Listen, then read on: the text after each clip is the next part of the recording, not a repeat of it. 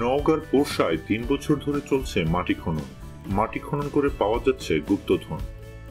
গুপ্তধন পাওয়ার আশায় প্রতিযোগিতার মতো এখানকার মানুষ প্রতিদিন সকাল থেকে গভীর রাত পর্যন্ত আবাদি জমি, কেউ বা আবার রোপণকৃত ধানের জমি খনন করেই চলেছেন আর পাচ্ছেন দামি দামি সব গুপ্তধন।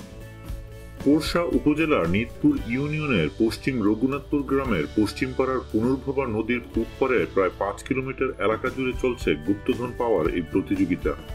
কেউ নিজের জমিতে, আবার কেউ অন্যের জমি টাকার বিনিময়ে চুক্তিভিত্তিক কিনে নিয়ে খনন করেই চলেছেন।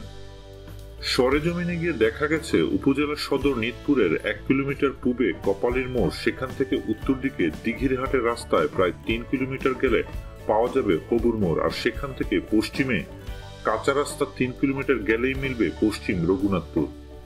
আলোচিত ঘটনাস্থল থেকে প্রায় ৫ বছর আগে পশ্চিম রঘুনাথপুর জেলেপাড়ার বৃদ্ধ আব্দুল কাদের বেশ কয়েকটি ক্ষুদ্র পাথর পান।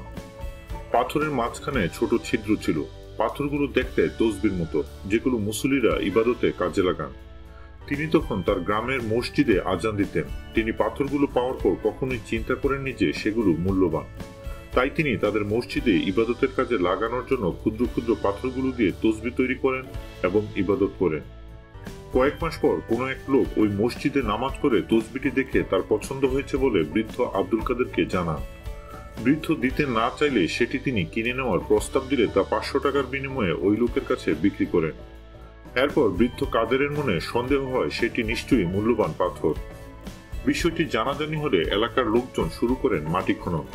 সেই থেকে প্রতিদিন সকাল হলেই স্থানীয়রা যে যার মতো কোদাল ও খুন্তি দিয়ে মাটি খনন করেই চলেছেন আর পাচ্ছেন মূল্যবান সব জিনিসপত্র। প্রায় ৪ থেকে ৫ ফুট নিচে মাটি খনন করলেই পাওয়া যাচ্ছে পয়সা, তাবিজ, তসবি, কলম, মার্বেল, চাকি, ঢোল, জালি পটল, বোতাম সহ মূল্যবান সব জিনিসপত্র। এসব জিনিস লাল, কালো, সাদা, সবুজ সহ এক একটি রং এক এক রকম। এসব মূল্যবান পাথরের জিনিস পাওয়া মাত্র বিক্রি করে দেন স্থানীয়রা।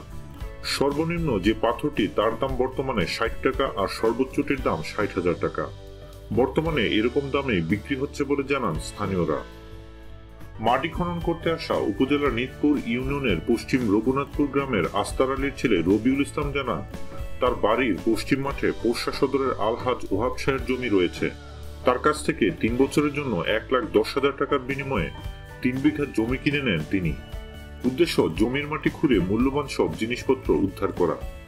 বর্তমানে ওই জমিতে ধান রোপণ করা আছে, তাই তিনি মূল্যবান জিনিসপত্র পাওয়ার আশায় ধানের জমিগুলো খনন করেই চলেছেন।